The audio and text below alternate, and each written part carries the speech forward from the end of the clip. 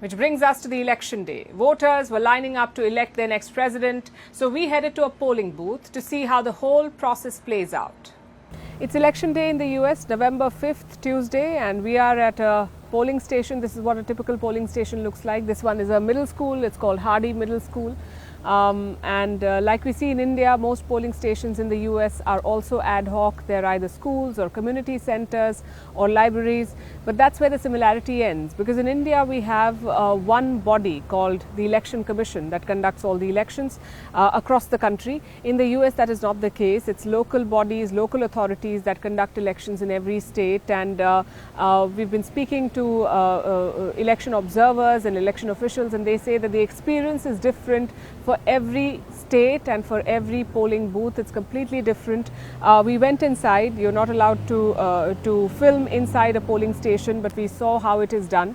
A typical voter has a choice. They can either vote electronically or they can use the paper ballot. All of the counting happens together, both electronic votes and the paper votes. And a voter has to register. This is a typical citizen voter registration form where you have to give your details, your address, etc. You can also declare your affiliation, political affiliation, and declare if you want to whether you support the Republican Party or the Democratic Party or an independent. So that is up to you. And we saw that first-time voters, when they cast their vote, there was a round of applause. So the mood inside is quite upbeat. This is what a paper ballot typically looks like. You see this one, this has the presidential candidates. These are the presidential candidates in Washington, D.C. This number is also going to change depending on which state you're in. So in some states there are more. In Virginia, for instance, there are 6 candidates contesting the presidential election. In Washington, D.C. it's 3.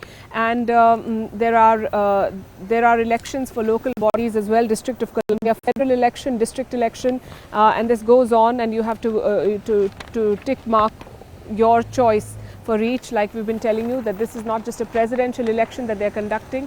There is an election for the House of Representatives, for senators, for governors, for mayors.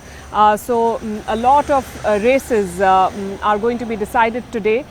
Still a few hours to go before polling closes here in Washington, D.C., and we're hoping that the results or the trends start coming out later in the day. We'll be keeping track of all of that for you. Remember, more than 80 million people have already voted early.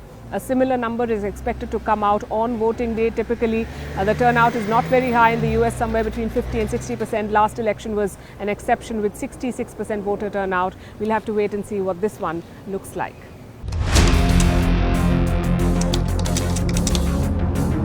But it's a completely different story on the betting market. Elon Musk, the tech visionary who is backing Donald Trump. In New York, the Dow Jones and Nasdaq dropped over 3%. Joining Putin in flexing muscle is his dear friend Xi Jinping. The U.S. law calls for a presidential poll to be held on the Tuesday. I'm Kamala Harris, and I approve this message. I like that.